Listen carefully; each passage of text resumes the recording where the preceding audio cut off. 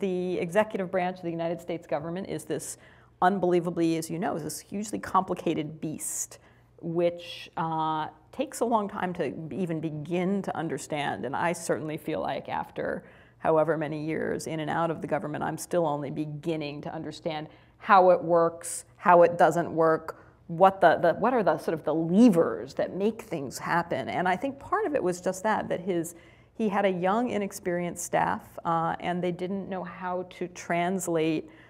They didn't understand that announcing a policy doesn't mean anything changes, that you have to have, you know, a real plan for working with this very sluggish bureaucracy to implement it. And so the, you know, classic example of this, after the president's Cairo speech, I think you were referring to that a moment ago, he gives the speech, he says, to transform our relationship with the Middle East and Arab and Islamic worlds, and we're going to have, you know, entrepreneurship and cultural exchanges and health and science exchanges is going to be great. And everybody said, yay, what a great speech, this is so transformative, we're so excited. And calls started coming in to the White House. You know, people saying, both foreigners and Americans, corporate folks, you know, NGOs, saying, how can we help? We want to help. I run a .com, I've got a ton of money, how do I help? You know, or hi, we're the government of such and such, we want to help, what can we do? And the White House staff, which the staff for that effort consisted of about 3 people, all under the age of 30. And they did a sort of collective, we'll get back to you.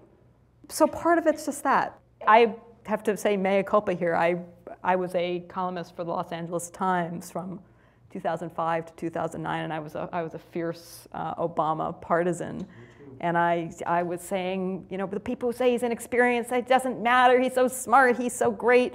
And I regret it. I think I too radically underestimated the importance of, you know, boring experience, even in the corrupt, horrible, you know, the whole idea that he was going to be this breath of fresh air, which I completely bought, like so many millions of other Americans. And it turned out that the problem was indeed exactly as, you know, Hillary had predicted. So do you think, since we're going to be hearing a lot about Hillary, in fact, in the next few days, because she's having her book roll out, and she's speaking at the Council on Foreign Relations and so on, do you think either A, Hillary would have been different, or B, since she may be our next president, that she will be different? You know, I actually thinking of writing a column this week. You heard it here first, in which I was thinking of writing a column saying, yeah, Hillary would have been a better president. Really? I think I've come around to thinking that. I'm still not crazy about her, but for exactly that reason. I think that, you know, she learned the hard way. She went from being, remember back in the old days when people had bumper stickers on cars that I voted for Hillary's husband. She was perceived as a little wild and crazy. She didn't fit into Washington. She got slammed for it. You know, she really got attacked, and she, you know, kind of went into her shell, and she kind of came out a newer, harder, more brittle Hillary inside with a harder shell on the outside, and it wasn't a terribly appealing package. But she worked like crazy to learn how to do politics, you know. She just sort of worked and worked and worked at it.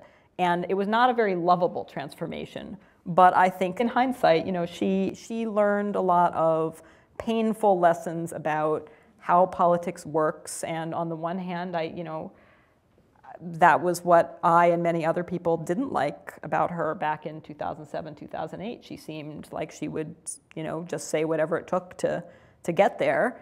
In hindsight, I think, well, it's actually kind of useful to have someone who will do what it takes to get there wherever the there is, because I don't think Obama really quite knew how. He was kind of wafted to power so rapidly.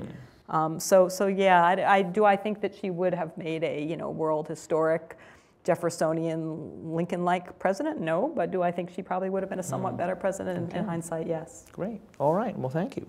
So, and this is, by the way, why I will never get another job in any administration.